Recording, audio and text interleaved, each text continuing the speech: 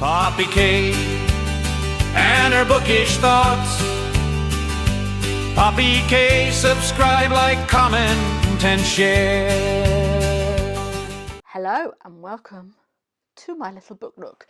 Today I am going to do a little bit of a wrap up of all of the books that I read over my weekend vlogs this month, the month of October. As you can see, I have got my little spooky thing going on. Yeah, love my little spooky bookcase. So, what did I read this month? Well, firstly, I read Dracula by J.D. Barker, and this is inspired by the notes Dracula's creator left behind. Hang on a minute. This always happens. Thank you very much. Delivery for somebody very special. It's not for me, it's for my son. I'll leave that there. Anyway, right. I'll take that as well. You can hear everything I'm saying and you don't even know what I'm doing. Right. So, anyway, books. Where was I? Here we go. So I started with Dracula. I took this on holiday with me when I went to Scotland. Thoroughly enjoyed it. We are following 21. I'll read you the synopsis. It's 1868. 21-year-old Bram Stoker has barricaded himself inside the tower of a long-abandoned abbey. He is armed with mirrors and crucifixes, holy water, some white roses, a notebook and a gun. His only solace is a bottle of brandy. His fervent prayer is that he will survive the night. Time is short. Determined to leave a record of what he has witnessed, a young man begins to write, and the tale he tells is an extraordinary one. For the other side of that locked door awaits an ungodly nightmare that he hoped he had ended years before. Speculation still surrounds what was in the missing first 100 pages of the original Dracula, inspired by notebooks and journals Bram Stoker left behind. Dracula takes us back to the very beginning to reveal what drove him to write one of the most terrifying stories ever told. And it does exactly that. It follows Bram as a young boy and how he came to the idea of Dracula. And that is all I'm going to say, because you need to kind of go into this a little bit blind. All you need to know is that we are following the story of Dracula, sort of, and how it began. So, there you go. I can't remember what I gave that. I think I gave that... Hang on, let's have a look. What did I give that? I gave it a 4 stars. So, a great book. I would highly recommend. The next book I wrote, I wish. The next book I read was The Ruin of All Witches, Life and Death in the New World. Now this is a non-fiction book, and it sort of, well, it's non-fiction-ish, I suppose. It's the story of a single witchcraft case in a remote New England settlement in 1651. This is a bona fide historical classic, recreating a brooding, dangerous landscape with supreme imagination and wisdom. And basically it is going back to New England back in the 1600s, and we are following witch trial and things like that. So that is what that is about. It's quite good. I think I gave it 3 stars. So if you're interested, then I would definitely read this. If you are interested in anything witchy, you will see a kind of theme that builds up over this reading month. Move that down there, that's better. So on that vein, I was watching Me, Johanna, My Dog and Books. I think that's what her name is. I always struggle with her name. And introduced me to a couple of books. This one in particular, this one is non-fiction, and it is a French translation into English by Mona Chollet, and it is In Defense of Witches, Why Women Are Still on Trial, translated by Sophie R. Lewis. And we are following witches, or we are looking into why witches were prosecuted and the witch trials and things like that back in the day. This book made me so mad, but I have been taking notes and underlining things, and there are all sorts of things. If you want to see my thoughts on this, you'll have to go back to, I think it's 2 weeks ago, of my reading vlogs, and you'll have to go back and have a look. But yeah, I would definitely recommend. I gave this one 3 stars. No, not that one. I gave this one 5 stars because alongside the other book that I read, which is, I'll just show it here, which is How to Kill a Witch, A Guide for the Patriarchy by Claire Mitchell and Zoe Vendatozzi. I have been listening to their podcast. They are the Witches of Scotland, and they want a pardon, they want a monument and an apology for basically all of the witches, or all of the women and men who were executed in the witch trials. There's over 4,000 of them, which is a lot.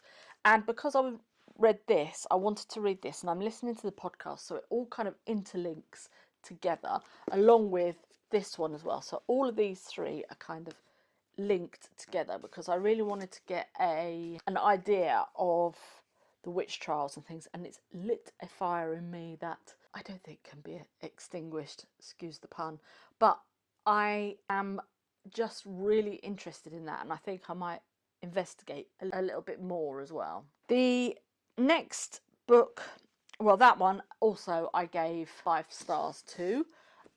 You will see my reaction to this, so I'm not going to say much more because this will come on Saturday's vlog, so you'll just have to tune in and see how I like that. But I did enjoy it.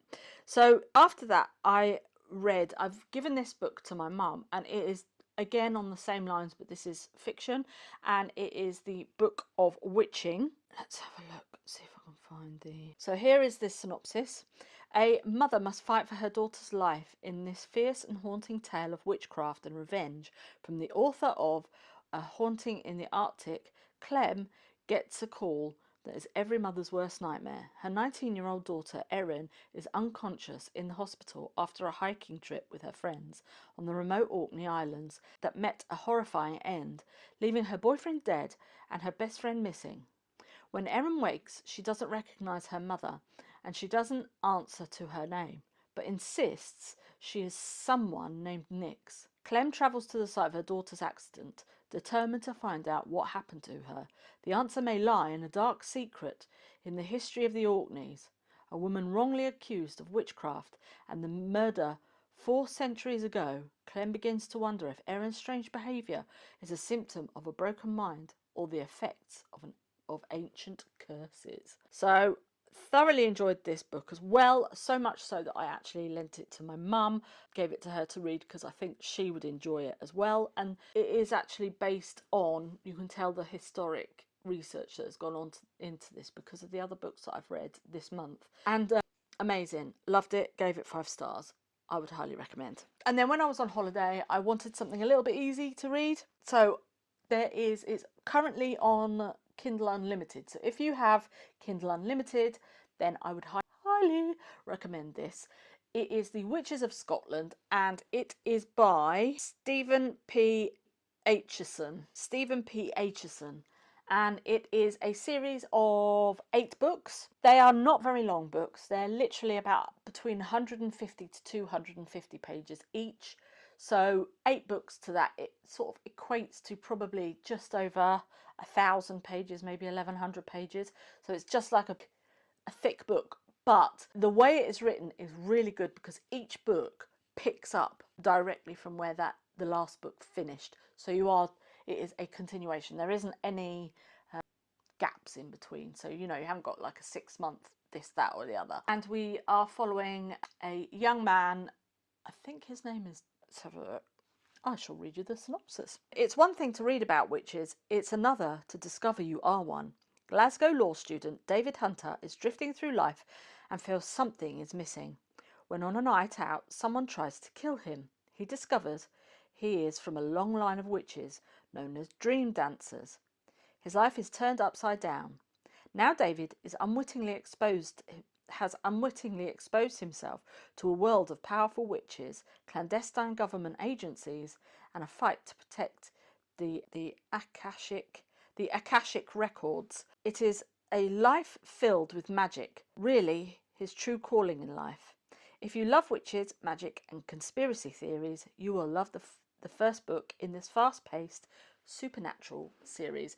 It deals with a lot of issues regarding the pandemic, the government, war, and things like that. These are sort of all intermingled into it, which I think is really good. It brings the theories and witches and things up to date. So loved it and piled through it while I was on holiday. Like I say, it's free on if you're on Kindle Unlimited, and also you can buy a whole series for 1 credit if you have Audible as well. You can buy them individually, but there is a section where you can buy all of them, you know, so I would definitely recommend, because it is quite a fun read. And lastly,